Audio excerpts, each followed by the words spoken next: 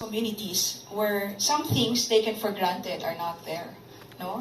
A school, a health facility, wala. The opportunity na may trabaho, wala. No? So, when a mining company comes in, a responsible mining company comes in, it's able to provide that, all those opportunities, no? The work, and not just trabaho, but actually the company also invests to be able to develop the skills para makapagtrabaho ang mga andon. Because mostly you go there, hindi sila nakapagtapos ng mining-related courses, right? So the company also invests so that the skills are built and developed. No? So I think, I won't say a lot because I think the documentary, says it all. Initially also, we talk about jobs, at 200,000 plus jobs, plus another 4, upstream, downstream, conservative, calculation, the multiplier effect. The SGMP, the community development programs that Cholo mentioned, there is a lot, and there's a lot that's opportunity that's open up for our communities with our presence in the area. Sir Francis. Yeah, thank you. So, our business started in 2017. So, nung nag-start kami doon, one of the first things that we did was to talk to the mayor and also to the barangay captain to gauge kung, number one, kung gaano kami ka-welcome, and second is how our company will be able to help the community and impact the community. So, sabi sa akin ni Mayor, alam mo, very welcome kayo dito because we are looking forward to your investment. The unemployment rate in our town is 70%. Bihira yung pupunta na companies doon para mag-invest. So sabi niya, kaya very thankful ako na pinansin niyo man lang kami, parang gano'n. Now, we're not a very big company. Niloloko ko si attorney, sabi ko, kami maliit lang, compared to them. So the way we make our impact, I suppose, bigger is to make sure that we plan what we do, for example, with the STMP, with the barangay. So we actually sit down with them regularly. So every year, actually sa simula, do a 5-year plan with them. And then every year, and then every quarter, and then every month, we actually do consultations with them para pag-usapan, kamusta ba yung plano natin, na-implement ba ng ayos? So, that's how we do it. So, focus, and then a lot of consultation to make sure that our small budget is nonetheless effective. I'm very curious because when it comes to collaboration, it's a lot easier to, I suppose, to collaborate with the government because there are certain requirements and these requirements have to be met. But I think it's a lot harder to collaborate with the society because it's not just the requirements that we're talking about. It's also about their historical background, their families, they are situated there for the longest time. So how are you able to navigate these relations with the society and convince them that, hey, we're here to do good? Well, go ahead. Well, you're right, Jasmine. It's hearts and minds, dreams. And then we have to find what the common goal is, right? What do we want for our families? What do we want for our communities? We all want something good, right? So that's where you start talking. And you always just don't leave the table. First attempt will not be successful. I think in the video, one of the capitans was saying that they had a bad impression, right, on our operations. But in time, after talking, after further understanding of what we do and the responsible practices that we do, they're able to see it. So you just don't walk away from the table. As long as everybody stays at the table and talk, dialogue, it will work out. No, but you're right. You have to win trust. You have to win hearts, minds, dreams. No, but we all want the same thing as human beings. We all want something that's good for everyone.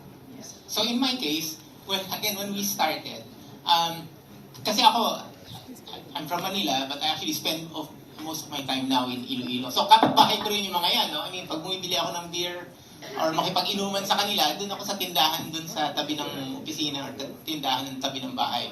So it's very easy for them to say, "Oy, engineer, pwede bang ganito or pwede bang ganyan?" No? So when we started, they were very comfortable with me. Akala nila parang project engineer lang ako, which I was at that time kasi nung tinatayo namin yung planta. So, hindi man gabi-gabi, pero several times, iinuman kami just to talk to the people. And eventually, some of the people who I socialized with ended up working dun sa company. Ngayon, medyo mahihiya na sila makipag-inuman kasi post na namin ito ngayon. No? But But our neighbors are very comfortable with us, and it goes a very long way in getting feedback and making sure that we are able to address their concerns. Okay, I'm curious also with how Sir Joey and Sir Dante made ligaw sa community, di ba? Mas madaling manligaw sa gobyerno. Paano nyo niligawan? Actually, we are from the exploration industry. So, wala ka pa nakikita, nandun ka na. So talaga, you have to make a good impression. You have to talk to them. And for exploration permits, you already have 10% of your budget as your community development program budget. So gagastos ka na for the host community. Even you have not found anything. Wala ka pang kikitain, wala ka pang ano. So, as usual, no, kausapin yung barangay captain, you go to the area, maghahanap ka ng labor na kasama mo sa field, sila magtuturo. So right there and then, you already build the trust na we are partners here. No? We always believe that in any, well, as far as I'm concerned, your best assets are always your people. So, mga kasamahan mo, yung sa host community. So they will be the one to defend you when, let's say, an NGO will attack you in the future because they are the ones reaping the benefits, and it's their they are the host community, and not only the host community but also the IPs. We're glad that Attorney Art Herman of the NCIP, the director, is here, so he can vouch for that because he has seen us operate in the Vizcaya, and we've talked to the tribal people. No? Ang daming chieftains dyan. In Vizcaya, we had Bukkaros and they were all headhunters at that time. So kakausapin mo yun. But again, it starts with communicating to the host community. Na we're partners, no? And always you have to have, when you start mining or in exploration, you find something, you always have the end in mind. No? Na pag natapos ka, what will be the host community? Anong rehabilitation? Because we have to understand, mining is a temporary land use. So, pag nakuha mo na yung resources, what will the community be after you leave? So, dapat yun ang isipin natin lahat. It will become a better community or at least the same, no? But at least maisip mo naman na no, you're helping them upgrade their standards of living. Ano sabi niya doon nila? Meron pa naman. Alam mo pagka-abogado, may malalaga. Gaya nito ni Mike. So, paano namin niligawan? Tama yung sinasabi ni Joey. Bago kami nagsimula, nag-drill. So, mayroong community development program. So, that started the process of engaging the community. You have to present to them what you intend to do. Pero what's the beef? Ano yung para din sa kanila? So, this is formed by EC. And so we have this fund called Community Development Program that's going to assist the needs of the community. So pag-uusapan yun, dialogo.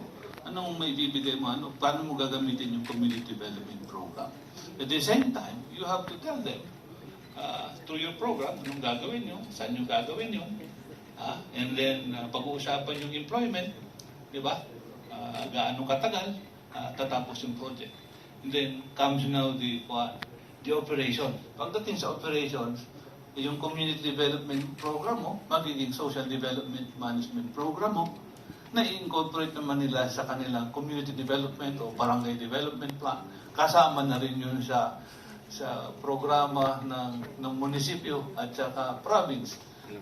So when we talk about community, hindi lang yung directly impacted barangays, we're also talking a larger community. Pinag-uusapan yung HDMP, pag-uusapan din yung environmental programs. And kung meron kang IP communities, sa ngayon nag-develop na yung ating NCIP regarding sa what they call Community Royalty Development Program. This is mimic from HDMP. So, yung community engagement namin, meron kami ipipresenta sa kanila na ito yung gagawin namin dyan. Ito yung area kung saan kami mag-operate, ito yung magiging impact. Saan kami kukuha ng mga tao. So sa amin, usually 70% doon mismo sa impact barangay. Sabi nga ni Joan, kung walang tao doon, you have to train them. Di ba kasi remote, lalo na kailangan mo drivers, operators, support services, kailangan mo doon, kukuha ka. buong sa, ano po, sa munisipyo and doon sa province, almost 90%. So, nakakaling sa labas, less than 10%. So, that's how you engage the community. That's how you inform them. Ano yung impact? Yung pinag-uusapan na, okay, ano ang protection dito sa sa environment? Paano ba ma-alleviate yung kanilang fear na ito ay masisira? Ayun, sabi na, nung malaman namin na ganun pala programa, hindi naman pala mawawala ang tubig, hindi naman pala. So dito, may inform namin, community engagement, what we do. Pwera lang doon sa program, which is funded, di ba? So anong programa ang ibibigay namin sa community, starting with CDP, then metamorphose into SDMP, meron kami environmental program, which is an annual basis, meron pang pinag-uusapan kanina, yung sa final mile rehabilitation. Kasama ito sa pag-uusap sa community. Ngayon, in the meantime, on a yearly basis, yung dating barangay na pinag-uusapan lang ay yung budget galing sa gobyerno, internal revenue allotment, nadagdagan na ngayon yan ng SDMP, nadagdagan na ngayon yan ng EPEP, nadagdagan na yun ng CSR, nadagdagan pa niya ng IP royalties. So yan yung kuan, yan yung may bibigay mo, may papatulong mo sa, may tutulong mo sa community. Siyempre, hindi naman lahat nakakaalam yan eh. Ang nakakaalam lang, siyempre yung directly impacted barangay. So very limited. Kaya minsan yung siyempre, ano ba na itutulong ng MINA? Alam ng impact barangays. Pero yung neighboring barangays, kailangan mo rin i-IEC yan. Kasi ang munisipyo at probinsya ay nag-benefit din. So that's how we have engaged the communities to tell them about the benefits of mining through these programs. Kaya kung pag-uusapan yung standard, we have a very good legal framework which I consider to be the global standard in mining. Di ba? Kasi wala ka na, ano pang hanapin mo sa batas? Sabihin mo, sige, community development, so nandyan na. Sabihin mo, environmental protection, on a yearly basis, nandyan na. Pag sabihin mo, sige, wala ka insular, no? Pero ang ginawa sa amin ng MGB, ay deposito ka para doon sa final mine. Kasi kung wala kang FMRDP, ay hindi ka makakapag-operate. And you have to fund it within a certain period. 1 year, 2 years, 3 years. Depende naman sa kakayahan mo. But you have to fully commit to that. Commitment. May commitment talaga. Pagdating sa dulo, sabi, ano mangyari sa amin pagka halimbawa tapos na kayo? Last 5 years of operations. O dito na, doon na mag-uusap. Sa ngayon, medyo malabo pag-usap, pero pwede nang pag-usapan. But that's how you usually, how do you call this, that's the process rather. And that's how you usually engage the community. It's a continuing engagement. Yun lang sinasabi doon. But there's a lot to talk about every single year.